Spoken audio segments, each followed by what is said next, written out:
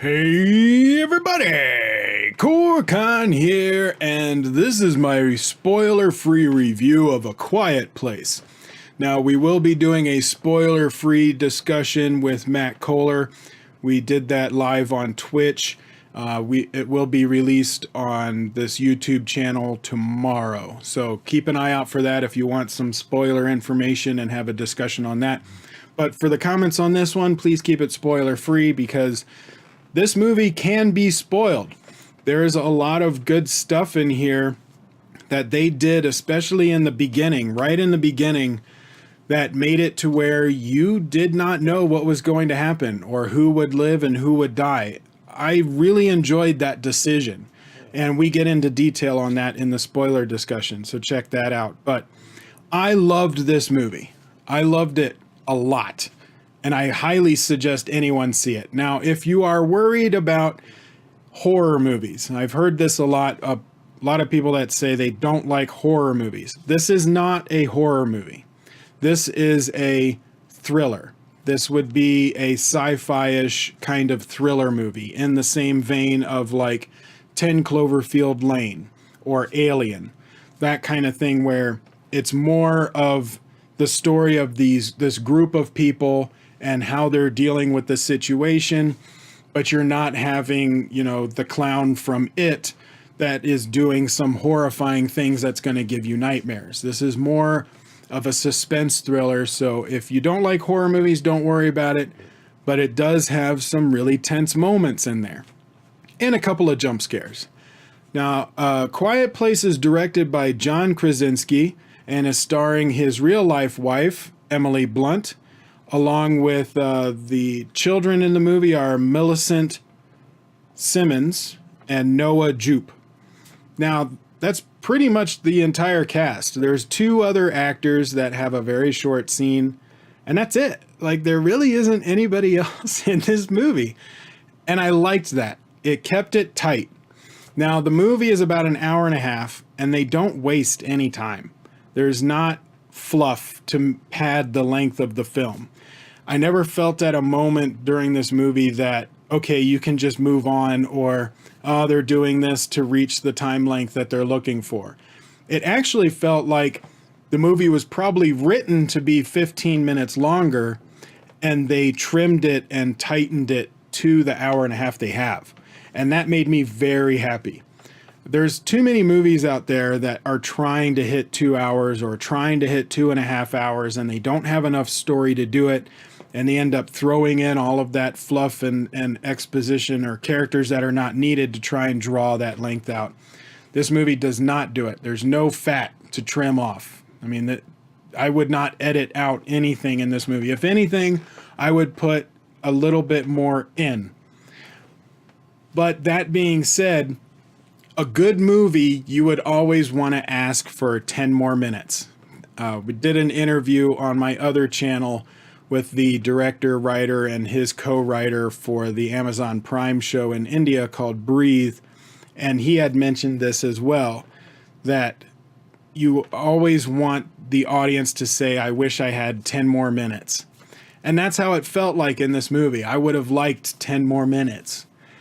So that's a good thing, though. It means that the audience was engaged. They loved what they were seeing. They were involved in these characters and they cared what happened to them. Another thing that I was worried about was that the movie is called A Quiet Place. They're not allowed to make sound. You're not sure why. They do get into it in the trailers, though, so if you saw the trailers, that's a little bit of a spoiler. But because of all of this silence, that it wouldn't be a good movie to watch in a theater because there's a lot of people that tend to be loud. A lot of people in theaters are not respectful of other people. It's very frustrating and it sucks. But not the case with this film. Every time, or as soon as the movie started and the grabber that they have right in the beginning, it made everyone focus. And then you would have the occasional comment from time to time, or, during one of the jump scares, someone would get scared.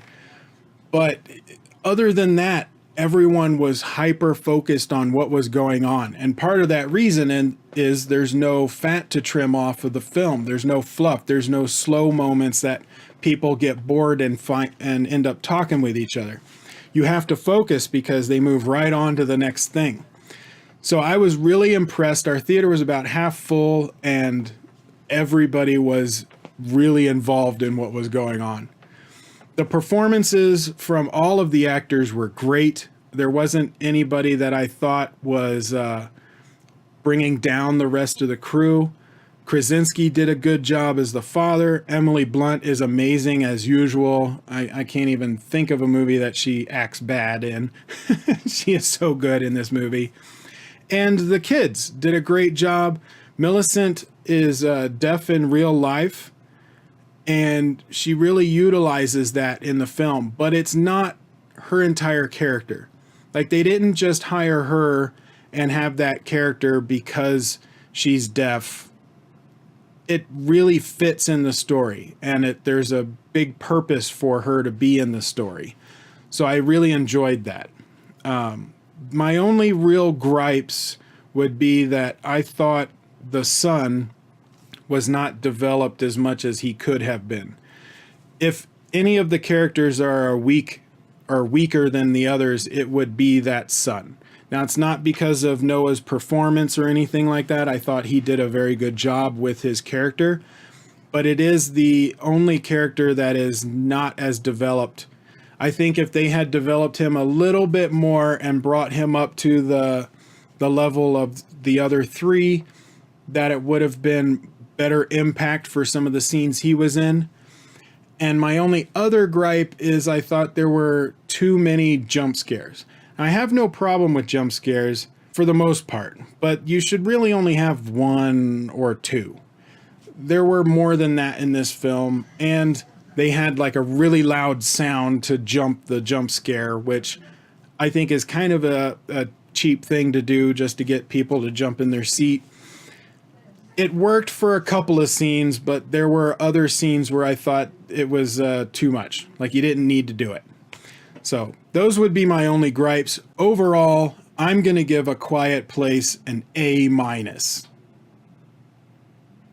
I highly suggest seeing this movie, especially if you like suspense thrillers. It will grab you and hold you and keep you there for the entire length of the film. Very well done, very well written, very well directed, and brilliantly acted by Emily Blunt. Awesome movie. Go watch it. Comment below and let me know your thoughts on A Quiet Place. What did you like? What did you not like? Give me your thoughts. And then go check out that spoiler discussion that me and Matt Kohler did.